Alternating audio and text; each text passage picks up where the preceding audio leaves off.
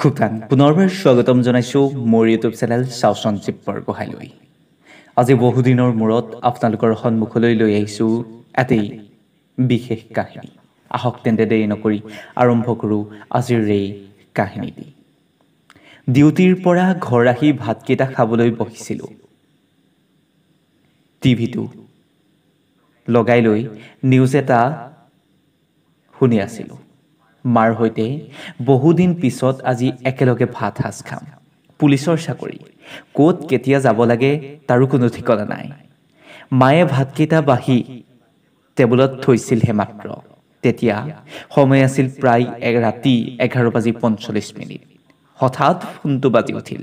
সিফালৰ পৰা SI বৰুৱাৰ ফোন। ফোনটো ৰিচিভ কৰিলোঁ। ছাৰ, চহৰৰ জোনাক ধাবাত দেহ ব্যৱসায়ী চক্ৰ বাহৰ পাতি আছে বুলি আমি ইনফৰ্ম পাইছোঁ। আপুনি সোনকালে আহক। মই ক'লোঁ, ঠিক আছে, মই গৈছোঁ, আপোনালোকে ৰেডি হওক। লগত লেডি কনষ্টেবলক ওলাব কওক। ঘটনাস্থলীত উপস্থিত হৈ তাৰ পৰা এগৰাকী গুৱাহাটীৰ নামী দামী কলেজৰ ছাত্ৰী আৰু দুজন ব্যৱসায়ীৰ পুত্ৰক গ্ৰেপ্তাৰ কৰি থানালৈ লৈ আহোঁ। ছোৱালীজনীক সোধপোছ কৰিবলৈ লেডি কনষ্টেবলক নিৰ্দেশ দিওঁ। প্ৰায় 1.5 ঘণ্টা সময় উকলিল। লেডি কনষ্টেবলে মাত্ৰ ছোৱালীজনীৰ নামটোৰ বাহিৰে একো তথ্যই উলিয়াব নোৱাৰিলে। আৰু মই সেই কথা শুনি ছোৱালীজনীক ৰখা কোঠালৈ নিজেই গ'লোঁ।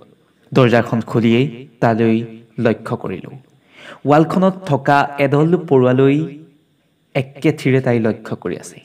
তাইক মই সুধিলোঁ, তোমাৰ নাম? তাই উচপ খাই বহি থকা বেঞ্চৰ পৰা থিয় হৈ উঠিল আৰু ক'লে, ঋতিশী। ঘৰ ক'ত? মই প্ৰশ্ন কৰিলোঁ। তাই ক'লে, তামোলপুৰত। ঘৰত ভাইটি আৰু মই নুসুধাকৈয়ে তাই কিছু কথা কৈ গ'ল। মায়ে মই সৰু হৈ থাকোঁতেই চিপজৰি লৈ নিজক শেষ কৰিলে।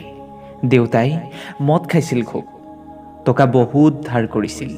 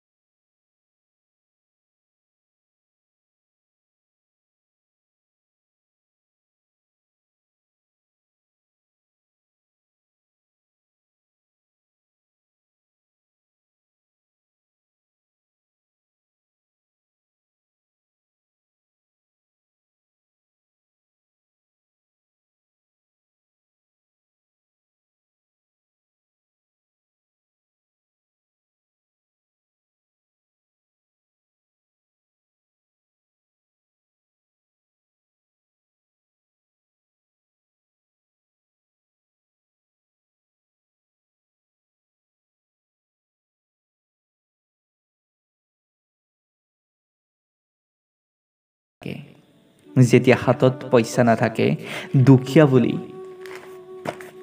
কলেজত পঢ়িবলৈ নিদিয়ে। আনহে নালাগে, গেটৰ ভিতৰলৈ যাবলৈ নিদিয়ে। বৰষুণ আহিলে ভয় লাগে, কিয় জানে? কিজানি আমি থকা সেই পুলটোৰ তলেদি পানীবোৰ বেছিকৈ বাগৰে। ঠাণ্ডা দিনবোৰ আমাৰ আটাইতকৈ ডাঙৰ শত্ৰু, যাৰ আঁতৰাবলৈ গাত নাথাকে গৰম কাপোৰ, থাকে অকল এটা বস্তা। সেই দিনবোৰেই মনত পেলাই দিয়ে, ৰাস্তা শুদ্ধ বা ভুল সেয়া ডাঙৰ কথা নহয়। পইচা কিন্তু লাগিবই, কাৰণ পইচাৰ কোনো ৰং নাথাকে। মানে আপোনাক টকাৰ খুব প্ৰয়োজন নহয় জানো? মই ক'লোঁ। তাই ক'লে, হয়, টকা নাছিল বাবেই মই মোৰ মাক হেৰুৱালোঁ। এতিয়া সকলো আছে, আকৌ মই মোৰ ভাইটিক হেৰুৱাব নিবিচাৰোঁ। বাৰু বুজিলোঁ, কিন্তু মই আপোনাক প্ৰশ্ন কৰিছিলোঁ, আপুনি হোটেল ৰুমত কি কৰি আছিল? মই তাইক সুধিলোঁ। তাই এটা উপলুঙা হাঁহি মাৰিলে আৰু ক'লে, কি কৰিম, নিজ ইচ্ছাৰেই ঘণ্টাত 10,000 টকাৰ ব্যৱসায়। মই ক'লোঁ, এইবোৰ কৰাতকৈ বেলেগ কাম কৰিলে পুলিচ কোৰ্ট এইবোৰৰ সমস্যা নাথাকে, আনহে নালাগে আপোনাৰ দেহাটো ঘূণীয়া নহয়।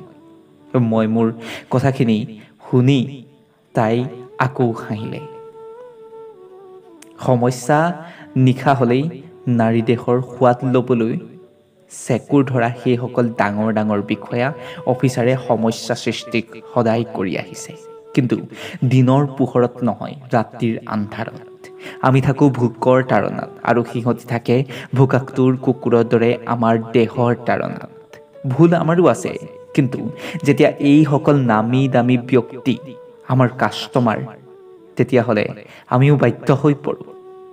দিনত যেতিয়া এইসকল বিষয়া ওচৰলৈ এপ্লিকেশ্যন লৈ যাওঁ, গেটৰ সন্মুখত থিয় হৈ থাকোঁ ঘণ্টাৰ পিছত ঘণ্টা জুৰি, তেতিয়া কিন্তু সময়ৰ প্ৰতিশ্ৰুতিত শেষ হৈ যায় তেওঁলোকৰ আমাৰ সমস্যাৰ সমাধান।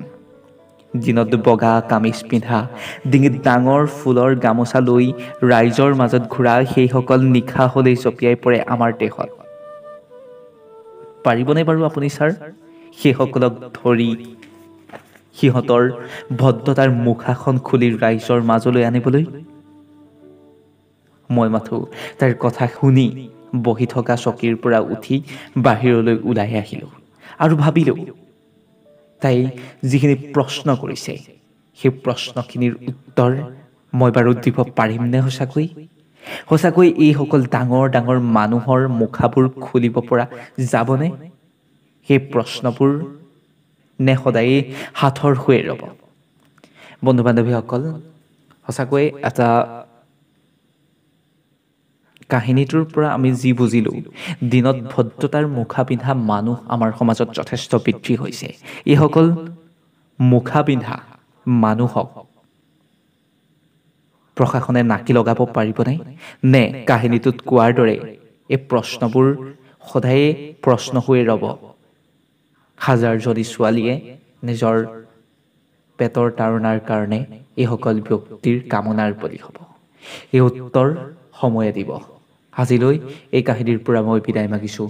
পুনৰ এটি নতুন কাহিনীৰ সৈতে ৰং বয় বয়। জয় আই অসম।